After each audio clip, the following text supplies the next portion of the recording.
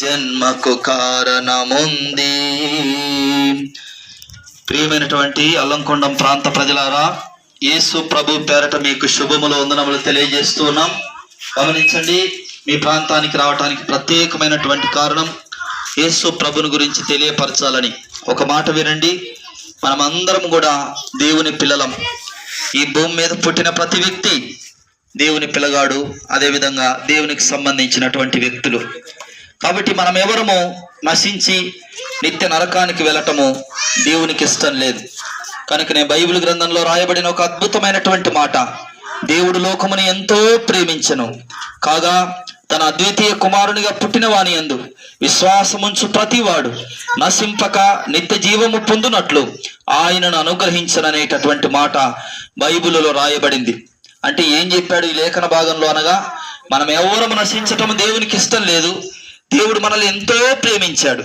కనుకనే తన ప్రియకుమారుడైన యేసు ప్రభుని మనందరి నిమిత్తమై 2000 సంవత్సరాల క్రితం శిలువ మరణానుపైన నలుగుగొట్టి ఆయన శిలువలో కార్చిన రక్తము ద్వారా మన పాపములకు పాప క్షమాపణ అనుగ్రహించి, ఎవరైతే యేసు ప్రభు నా రక్షకుడని, నా పాప విమోచకుడని, నా కొరకే పరలోకము నుంచి ఈ లోకానికి వచ్చి మరణించి సమాధి చేయబడి తిరిగి లేచాడు, మరలా నా కొరకు రాబోతున్నాడని ఎవరైతే హృదయమందు విశ్వసిస్తారో అట్టి వ్యక్తులు పరలోకానికి వెళ్ళటానికి దేవుడు మార్గాన్ని ఏర్పాటు చేశాడు.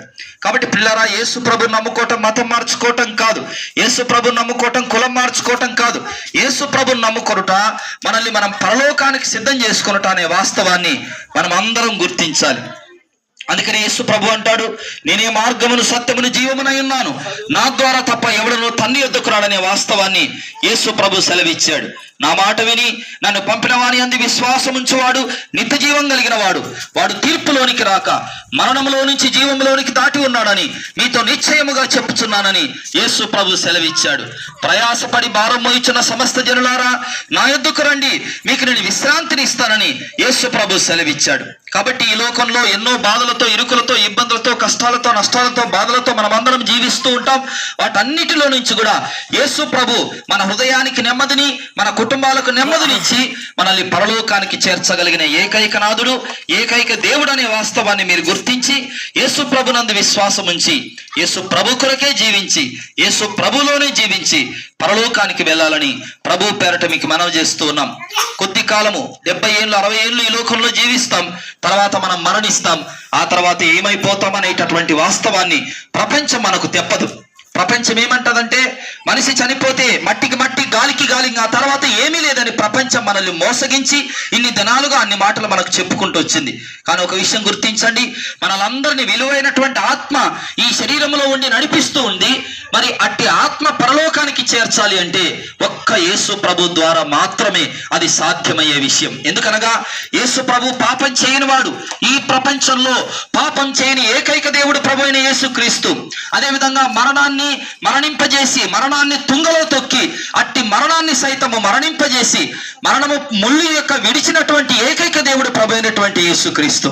కాబట్టి ఆయనే మనల్ని పరలోకానికి చేర్చగలిగిన వాడు, ఆయనే మన పాపాలకు ప్రాయశ్చిత్తం ఇవ్వగలిగిన వాడు, ఆయనే మనలందరినీ కూడా మనం ఏదైతే కైవల్యము, మోక్షము, అదేవిధంగా వైకుంఠము, అదేవిధంగా జన్నత్ అని మనం మాట్లాడుకుంటున్నామో దానిని అంతటికి కూడా చేర్చగలిగిన ఏకైకనాథుడు ప్రభు అయినటువంటి యేసు క్రీస్తు. కాబట్టి ఆయన యందు విశ్వాసం ఉంచాలని ప్రభు పేరట మీకు అందరికి మనవి చేస్తూ ఉన్నాం. ప్రార్థన చేసుకుందాం. సర్వశక్తిమంతుడా స్తోత్రాలు. ఈ అల్లంకొండ ప్రాంత ప్రజలను దీవించండి, ఆశీర్వదించండి, మంచి ఆరోగ్యాలు ప్రసాదించండి, వారి చేతుల కష్టాన్ని దీవించండి, రాకపోకల్లో మీ తోడుబాటుని ఇవ్వండి, ప్రజల కష్టాలను దీవించండి. ఎండాకాలంలో తండ్రి ఎండదెబ్బ కొట్టకుండా ప్రజలందరికీ కూడా మంచి ఆరోగ్యాలు ప్రసాదించి మీరే వారి కుటుంబాల ద్వారా మహిమ పొందుకొనమని, యేసు ప్రభుని తెలుసుకునే భాగ్యం ఇవ్వమని లోకరక్షకుడైన యేసునాథుని పేరట ఈ ప్రార్థనను సమర్పించి వేడుకొనుచున్నాం తండ్రి. ఆమేన్.